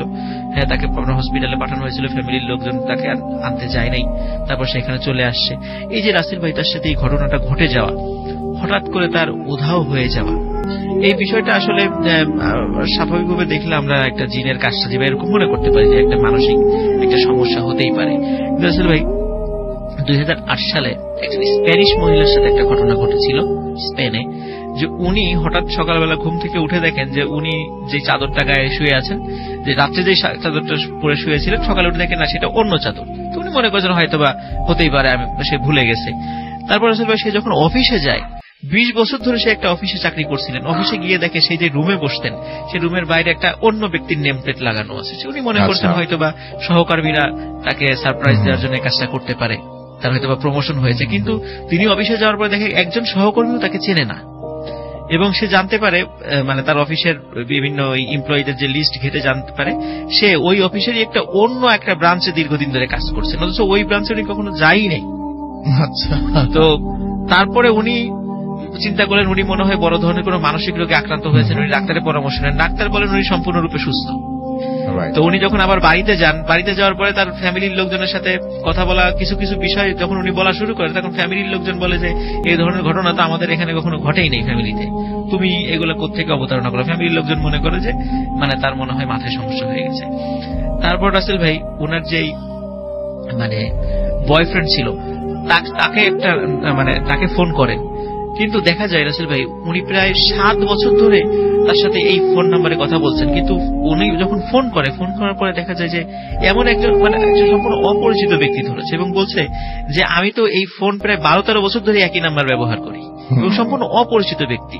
এবং আরো একটা জিনিস রাসেল ভাই, যে ওনার যে এক্স বয়ফ্রেন্ড ছিল তার দেয়া অনেক জিনিস ছিল, তো সেগুলো বাসায় গিয়ে দেখেন সেগুলো অনেক তিনি ফেলে দিয়েছিলেন সম্পর্ক ব্রেকআপ হয়ে যাওয়ার পরে, দেখে সেই জিনিসগুলো তার ঘরে রয়েছে। তারপরে উনি যখন ইন্টারনেটে বিষয়গুলো ঘাটাঘাটি করেন, তখন উনি জানতে পারেন যে আসলে উনি যেই দুনিয়াতে আছেন এটা ওনার দুনিয়া না, উনি সম্পূর্ণ অন্য একটা প্যারালাল ইউনিভার্স থেকে এখানে চলে এসেছেন। যদিও রাসেল ভাই এটা কিন্তু খুব অদ্ভুত একটা ঘটনা, এটা যদিও আমরা এটা কোনো বৈজ্ঞানিক ব্যাখ্যা দিতে পারবো না, কিন্তু এরকম ঘটনা যে আসলেও ঘটতে পারে, কখন যে এক দুনিয়া থেকে আরেক দুনিয়া ভেদ করে আপনি চলে যাবেন, ব্যাপারটা অনেকটাই অন্যরকম। আইনস্টাইন, নিউটন ওনারাও কিন্তু এই প্যারালাল ইউনিভার্সের একটা ধারণা, প্যারালাল ইউনিভার্সের ঘটনা, প্যারালাল ইউনিভার্সের বর্ণনা অনেকেই দিয়েছেন, এবং আমি গত সপ্তাহেও এটা নিয়ে একটু আলোচনা করেছিলাম। আমরা ভবিষ্যতে হয়তো আবারও আলোচনা করব।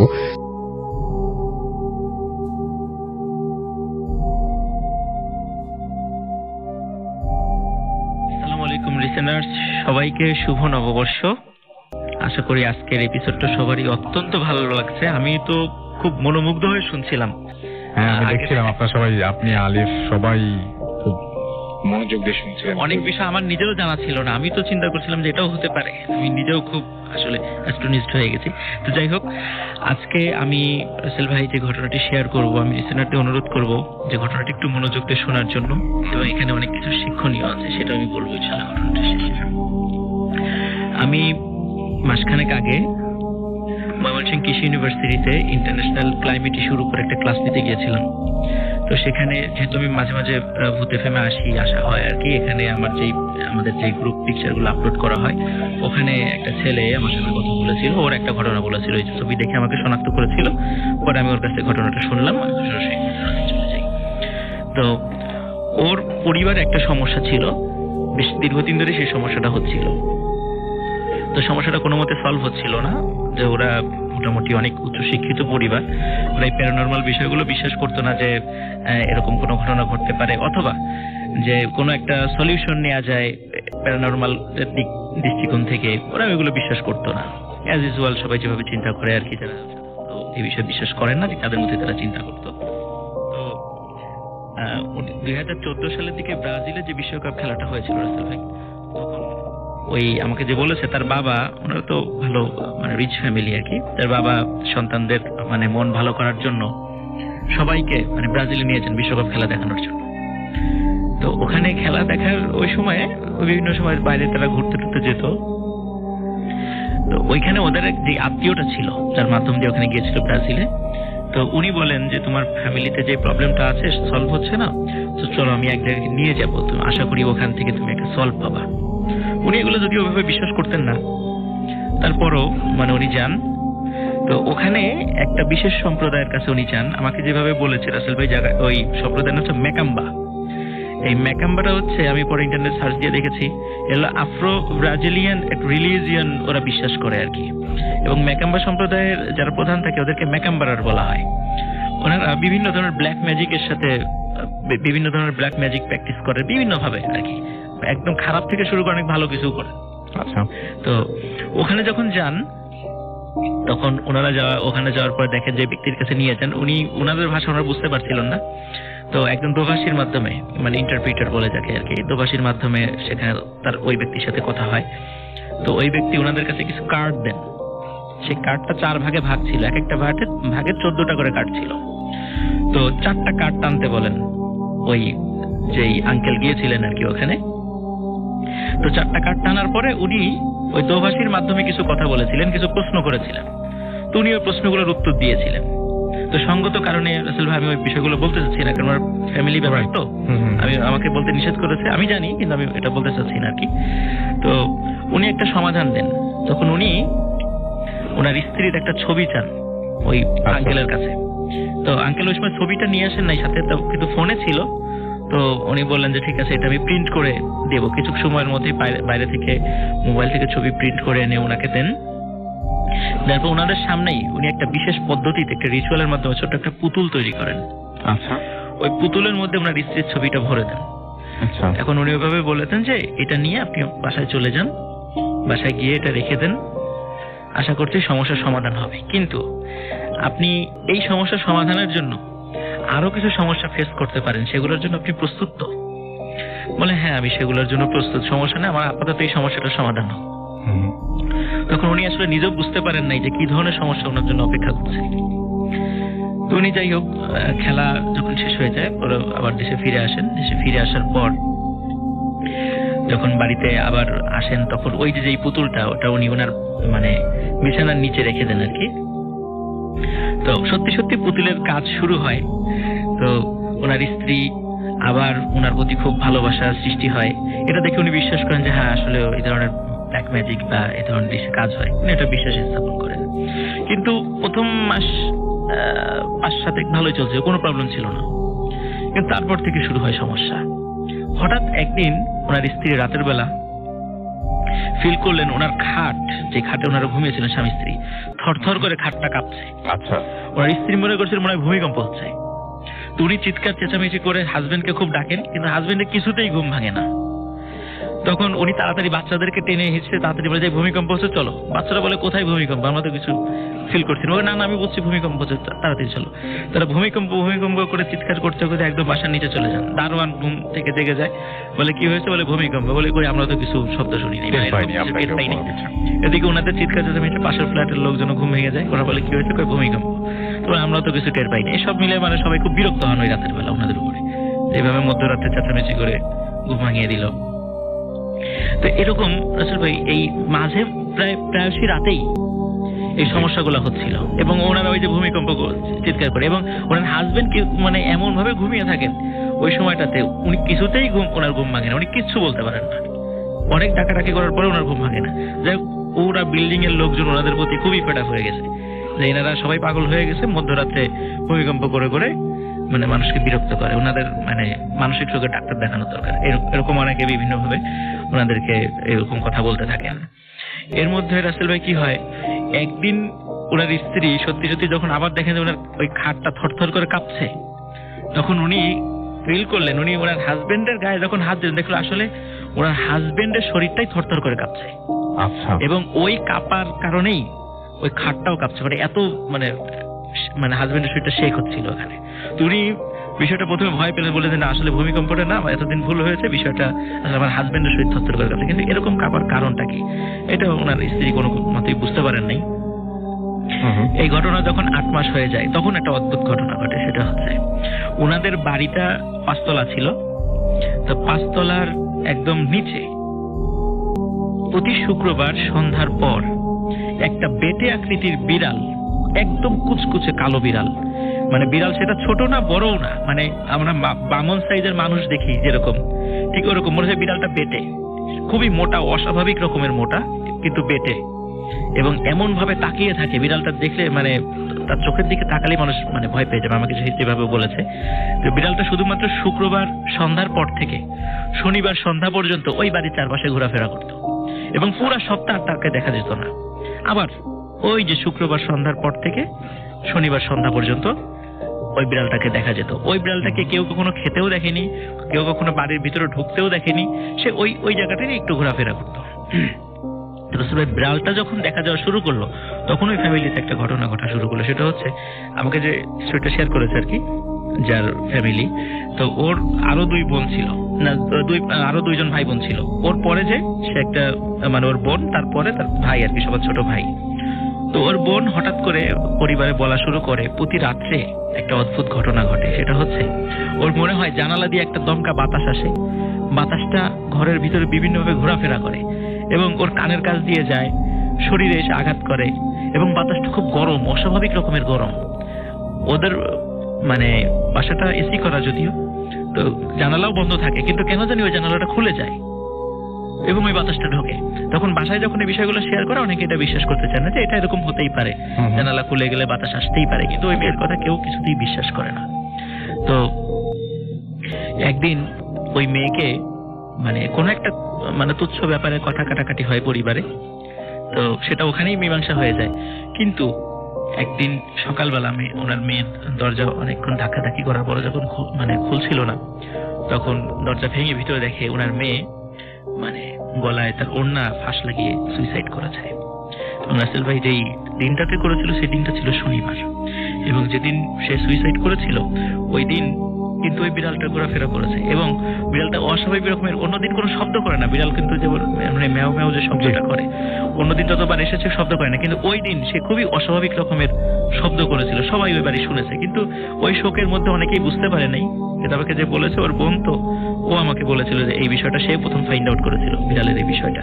আচ্ছা, এরপরে এরকম ঘটনা ঘটে, ওই যে ভূমিকম্পের ওই বিষয়টা, এইটা কিন্তু চলছিল, কিন্তু ওই মহিলা যখন তার হাজবেন্ডকে বলে যে এরকম সমস্যা, ওই হাজবেন্ড বলে কই আমি তো কিছুই বুঝি না, আমার তো কিছু ফিল হয় না, উনি কিছুই বুঝতে পারেন নাই। তো এই ঘটনা যখন ওই ছেলের বোন মারা যাওয়ার পর এর মাঝখানে কোনো সমস্যা ছিল না, কিন্তু ওই প্রতি শুক্রবারের ওই সময়টাতে এবং শনিবার পর্যন্ত ওই বিড়ালটা দেখা যেত সপ্তাহে। কেউ ওই বিড়ালটাকে কিছু বলতো না এবং বিড়ালটা দেখলেই ভয় লাগে, কেউ মানে বলারও সাহস পেত না যে মানে ধমক দেবে বা সরিয়ে দেবে এরকম কিছু। তো যাই হোক, এর ভিতরে একটা ঘটনা ঘটে, সেটা হচ্ছে ওই ছেলের যে একদম ছোট ভাই, সে ছোট ভাই একদিন সেই ওর বোনের সাথে যে ঘটনা ঘটেছিল একই রকম বিষয় বলতে থাকে যে আমার মনে হয় রাতের বেলা আমার জানালাটা হঠাৎ করে খুলে যায়, একটা বাতাস ঢুকে ঘরের বিভিন্ন জায়গায় আঘাত করে এবং সে বুঝতে পারে সেটা, এবং তার শরীরেও এসে আঘাত করে, তার কানের কাছ দিয়ে চলে যায়, মাথার উপর দিয়ে চলে যায় এবং গরম, বাতাসটা অস্বাভাবিক রকমের গরম। তখন ওনারা এই বিষয়টা একটু উপলব্ধি করা মানে শুরু করেন যে আসলে এরকম একটা ঘটনা ঘটেছিল, কিন্তু বলেছিল যে না, তার মেয়েটা তো একদম একটা ঝগড়াঝাটির কারণে হয়তো সুইসাইড করেছে, এর সাথে ওইটার কোনো সম্পর্ক নেই। তো আসল ভাই, তো একদিন শুক্রবারে সন্ধ্যার পর ওই ছেলেটা অল্প বয়স ছিল হলেও ওর নিজস্ব একটা প্রাইভেট কার ছিল, ড্রাইভারও রেখে দিয়েছিলেন তার বাবা। তো ছেলেটা শুক্রবার রাতের বেলা হঠাৎ করে তার ইচ্ছা করে সে ঢাকা নারায়ণগঞ্জ যে এমনি একটু লং ড্রাইভে বেরোবে বাসা থেকে। তো ড্রাইভার সাথে থাকলেও ড্রাইভারকে সে বলে যে তুমি পিছনে বসো, আমি গাড়ি চালাবো। তো ড্রাইভার পিছনে বসে, সে নিজেই ড্রাইভিং করা শুরু করে। তো ঢাকা নারায়ণগঞ্জ রাস্তার একটা জায়গায় এসে সম্পূর্ণ মানে গাড়ির ব্রেকও সব ঠিক ছিল, সবই ঠিক ছিল, কোনো জায়গার সাথে সংঘর্ষ হয় নাই। হঠাৎ গাড়ির মধ্যে ড্রাইভারের ভাষ্য অনুযায়ী, ড্রাইভারও খুব আহত হয়েছিল আর কি, কিন্তু বেঁচে গেছে। ড্রাইভারের ভাষ্য অনুযায়ী ও গাড়ির মধ্যে গাড়ি চালানোর সময় খুব অস্বাভাবিক রকমের আচরণ করা শুরু করে। ঠিক মনে হয় যে ও গাড়ির স্টিয়ারিংটা ধরে অস্বাভাবিক রকমের নড়াচড়া করছে, ওর ঘাড় টানে সামনে বায়ে অস্বাভাবিক রকমের বাঁকা করছে। এরকম এই একটা পর্যায়ে পিছন থেকে ড্রাইভার বলে, স্যার কি করছেন, ভালো করে গাড়ি চালান। কিন্তু এই কথা বলতে বলতে হঠাৎ করে গাড়িটা রাস্তার পাশে খাদে নামে এবং মারাত্মকভাবে ড্রাইভার আহত হয়, কিন্তু ওই সন্তানটা মারা যায়। এবং ওই ছেলেটা যেদিন মারা গিয়েছিল ওই বিড়ালটাও কিন্তু খুবই অস্বাভাবিক রকমের শব্দ করেছিল ওর বাড়ির চারদিক দিয়ে। তো রাসেল ভাই, এইটা 2 সন্তান মারা গেল। তো যাই হোক, এরপরে ওনার যে বাবা, যে ছেলেটা আমাকে বলেছে তার বাবা উনি নিজেই, ওনার ড্রাইভার ছিল না, উনি নিজে একটা মার্সিডিজ বেঞ্জ গাড়ি চালাতেন আর কি। তো উনি যখন বাসা থেকে বের হন, গাড়ির চারদিকে কাচ, মানে কালো রঙের কাচ ছিল আর কি ওইটা। তো বাসা থেকে বের হন, সবাই দেখলো যে বাসা থেকে উনি বের হয়ে শুধু গেট থেকে বের হয়ে গাড়িটা থেমে গেল, আর গাড়িটা সামনেও হয় না পিছনেও আসে না। সবাই মনে করেন হয়তো বা উনি গাড়ির মধ্যে ফোনে কথা বলছে, যেন গাড়ি থামিয়ে হয়তো ফোনে কথা বলছে, কিন্তু না, অনেকক্ষণ, কয়েক ঘন্টা একই রকম অবস্থা থাকার পরে উপরে খবর দেওয়া হলো যে দেখেন তো গাড়িতে উনি মানে সামনে স্টিয়ারিং এর উপরে মাথাটা দিয়ে কেমন করে যেন পড়ে আছেন, মানে সামনের কাছ থেকে যেটা দেখা যাচ্ছিল আর কি। তখন বাড়ির সদস্যরা নামেন, আমাকে যে বলেছে যে তার বাবা আর কি, সন্তান নামেন, তার স্ত্রীও নামেন, এবং বিকল্প চাবি দিয়ে যখন দরজাটা খোলা হয় তখন আসলে অদ্ভুত ব্যাপার, ওই যে ব্যক্তিটা, ওনার চোখ, নাক, মুখ এবং কান সব দিক দিয়ে মানে এত পরিমাণ ব্লিডিং হয়েছে, মানে এটা অস্বাভাবিক। মানে উনি ব্লিডিং এ মারা গেছেন, কিন্তু চোখ দিয়ে রক্ত পড়েছে এইভাবে অস্বাভাবিক, এটা মানে কোনো, মানে এটা কোনো ব্যাখ্যা নাই। এবং ওনাকে ডাক্তারের কাছে যখন নিয়ে যাওয়া হয়েছিল, ডাক্তার বলেছিল যে মেডিকেল সায়েন্সে এটার কিছু ব্যাখ্যা আছে, কিন্তু সেটাও অ্যাবসলিউট না যে হঠাৎ করে এরকম হয়, মানে চোখ দিয়েও রক্ত পড়ে। আসলে ঘটনা যেটা সেটা হচ্ছে যে আমাকে যে বলেছিল, ও খেয়াল করেছে ওর বাবার গাড়ির চাকায় অনেক রক্ত লেগে আছে। তো মনে হচ্ছিল যে একটু আগেই ওর বাবা কোনো কিছু হয়তো পিষে দিয়ে চলে এসেছে গাড়িটা নিয়ে। মানে জাস্ট একটা, মানে অল্প কিছু দূরে, অল্প মানে জাস্ট খালি বাসার থেকে গড়িয়ে বের হয়েছে। মানে কিছু, মানে মনে করছে হয়তো বা ইঁদুর বা বিড়াল হতে পারে, কিন্তু যেটাই মারা গেছে তার কোনো ডেড বডি পাওয়া যায় নাই। কিন্তু এত পরিমাণ রক্ত, মনে হচ্ছে যে বড় কিছুকে চাপা দিয়েছেন উনি। আচ্ছা, কিন্তু কি দিয়েছেন ওখানে কিচ্ছু পাওয়া যায় নাই। এবং ওই দিনটা ছিল রাসেল ভাই শনিবার। আচ্ছা। এবং ওই শনিবারের পর থেকে আর কখনোই ওই বিড়ালটাকে দেখা যায় নাই ওদের বাড়িতে। তো এটাই ছিল ওর ফ্যামিলির সাথে ঘটনা। আর রাসেল ভাই, এখানে একটা বিষয় আমি বলতে চাই লিসেনারদের উদ্দেশ্যে, যে আমাদের ব্যক্তি জীবনে অনেক প্রবলেম আছে, অনেক সমস্যা আমরা ফেস করি। সেই সমস্যার সমাধানেরও অনেক পদ্ধতি রয়েছে, অনেক বিষয় আছে, কোরআন এবং সুন্নাহ অনুযায়ী অনেক তদবির আছে এবং অনেক আমল আছে। তো আমাদের উচিত সেই বিপদগুলোতে ধৈর্য হারা না হয়ে কোরআন এবং সুন্নাহ অনুযায়ী সেই সমস্যাগুলোর সমাধান করা। আমরা যেন আমাদের এই সমস্যাগুলো সলভ করতে গিয়ে এমন ধরনের কোনো বিকল্প পন্থার আশ্রয় না নেই যা আমাদের পুরো পরিবার, ব্যক্তি জীবনকে ধ্বংস করে দেয়। এই ব্ল্যাক ম্যাজিকের আশ্রয় নিতে গিয়েই আমাকে যে ছেলেটা বলেছিল, নাম বলছি না সঙ্গত কারণে, তো সে অজর ধারায় কেঁদেছিল যে তার বাবা একটা সত্য সমস্যার সমাধান করতে গিয়ে মানে এমন একটা সমস্যা সৃষ্টি করেছিল, এখন তার পরিবারে ওই সন্তান এবং তার মা ছাড়া আর কেউ নেই।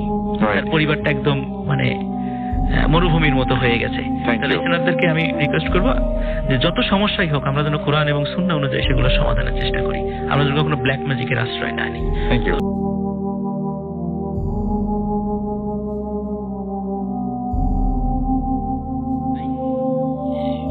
আমারও লিসেনারদেরকে শুভেচ্ছা। তো আজকে এখন আমি যে ঘটনাটি শেয়ার করব সেটা আপনারা অনেকেই বিভিন্ন সময় বুধবার এর আগে শেয়ার হয়েছিল, যে জাপানের সুইসাইড ফরেস্টের গল্প, মাউন্ট ফুজিয়ামা পর্বতের পাশে যে সুইসাইড ফরেস্ট, অনেকেই সেখানে যান, ভয় পান, সুইসাইড করেন। তো আজকে আমি আমার রাজবাড়ী জেলার একটা সুইসাইড গার্ডেনের কথা বলবো, যেখানে অনেকেই গিয়েছেন, সুইসাইড করেছেন, এমনকি আমি নিজে গিয়েও দেখে এসেছি কিছুদিন আগে ভাই। তো জায়গাটা রাজবাড়ী জেলার সর্বশেষ যে উপজেলা, কালুখালী উপজেলা, সেখানে একটা গ্রামের যে জায়গাটা আসলে বাগানটা জামালের বাগান হিসেবে পরিচিত। আসলে ওই বাগানের মালিকটা জামাল না, জামাল নামে একজন ভদ্রলোক ছিলেন। তো ওনার পরিবারের সাথে একটু রাগারাগির একটা পর্যায়ে উনি ওই বাগানে গিয়ে সুইসাইড করেন, ভোরের দিকে গিয়ে উনি সুইসাইড করেন ওখানে। তো সকালে যখন খোঁজাখুঁজি করে পাওয়া যাচ্ছে না, ঘটনাটা 2005 সালের ঘটনা, তো অনেক খোঁজাখুঁজি করে যখন পাওয়া যাচ্ছিল না, তখন ওই বাগানে খুঁজতে যান যে বাগানে কি কোনো রাগ করে এই ধরনের কোনো ঘটনা ঘটেছে কিনা বা সে ঘটিয়েছে কিনা। সত্যি গিয়ে দেখেন যে হ্যাঁ, সে ঝুলছে ওখানে। বাগানের সবচেয়ে বড় মোটা যে গাছটা ছিল, ওই গাছের ডালে উনি ফাঁস লাগিয়ে সুইসাইড করেছিলেন। তো লোকজন আসলে ওই সময় তাড়াহুড়া করে, তার বাবা মা কান্নাকাটির কারণে পুলিশ ডাকবে কখন, তাড়াতাড়ি করে লাশটা নামিয়েছে যে এখনো বেঁচে আছে কিনা, মানে আবেগের জায়গা থেকে আর কি যেটা করে আর কি। তো পরে লাশটা নিয়ে আসে, কিন্তু ততক্ষণ তো মারা গেছে। পরে পুলিশ এসে পুলিশ লাশ নিয়ে যায়, তাদের নির্দিষ্ট প্রক্রিয়া শেষ করে তাকে দাফন করা হয়। কিন্তু প্রবলেম হয় ভাই, এই জামাল পরবর্তীতে বিভিন্ন আকৃতিতে বিভিন্ন সময় দেখা যায়। প্রথম দেখা যায় তার পরিবারেই, এবং মাঝে মাঝে দেখা যেত যে জামাল তার কবরের উপরে ঠিক কাফন পরা নিজের কবরের উপর বসে বসে কান্নাকাটি করছে। অনেকেই ওই এলাকায় দেখেছে, এলাকায় যারা শুনছেন এখন তারা এই জিনিসটা হয়তো তারাও জানেন। তো এখানে মারাত্মক যে ব্যাপারটা হয় রাসেল ভাই, জামালের 5 জন খুব ঘনিষ্ঠ বন্ধু ছিল। এই 5 জন ঘনিষ্ঠ বন্ধুর একে একে প্রত্যেকে কিন্তু সুইসাইড করেছে। প্রথম যিনি ছিল উনি একদিন রাতের বেলা দেখে যে কে যেন দরজা ধাক্কাচ্ছে। তো দরজা খোলার পরে দেখে জামাল দাঁড়িয়ে আছে। জামাল বলে চল আমার সাথে ওই বাগানে যাই। তখন বলে আমি বাগানে যাবো কেন? এরকম এক কথায় দুই কথায় মানে অজ্ঞান হয়ে পড়েছে তো ওই লোকগুলো, ওর বন্ধুরা। এবং ওদের মধ্যে একটা অদ্ভুত ধরনের মানে বিষয় কাজ করতো, সেটা হলো যখনই জামালকে যে রাতে ওরা দেখতো প্রত্যেকেই ওদের মধ্যে সুইসাইড করার প্রবণতাটা বেড়ে যেত। এবং এইভাবে ওরা বিভিন্ন সময় পরিবারের সবার সামনে কোনো কারণ নাই তাকে হাতে দড়ি নিয়ে যাচ্ছে, কে কোথায় যাস? যাই আমি বাগানে। কি করে? কেন বাগানে? কেন? ওই বাগানে যাচ্ছিল সুইসাইড করার জন্য। তখন লোকজন অনেক কষ্ট করে তাকে ধরে রেখে দিত। যে এইভাবে এই 5 জনই সুইসাইড করে। তো রাসেল ভাই আমি ওখানে গিয়েছি, ওই বাগানটা দেখেছি। ওখানে মোটা মোটা যে গাছগুলো ছিল, আসলে ওই জায়গাটা খুবই একটু ভয়ঙ্কর জায়গা আর কি। তো মোটা মোটা গাছ এখন কেটে ফেলেছে, যেহেতু মানুষ অনেক ভয় টয় পেত। এখনো লোকে মানে দিনের বেলা ওখানে পারতপক্ষে লোক যায় না। মানে আমাকে রাজবাড়ির যে বহুত টিমের সদস্যরা আছে ওরা আমাকে নিয়ে গেছিল, আমি ওখানে দেখে এসেছি। এবং গিয়ে আমার নিজেরই গা ছমছম করেছে। সত্যি কথা আমার ভয় পেয়েছিল আমি আবার আমার মধ্যে আবার সুইসাইড করার প্রবণতাটা জাগে কিনা। আল্লাহর রহমতে মানে আমার হয় নাই, আলহামদুলিল্লাহ। তো এই এলাকার ওই বাগানটা মানে জামালের বাগান হিসেবে পরিচিত।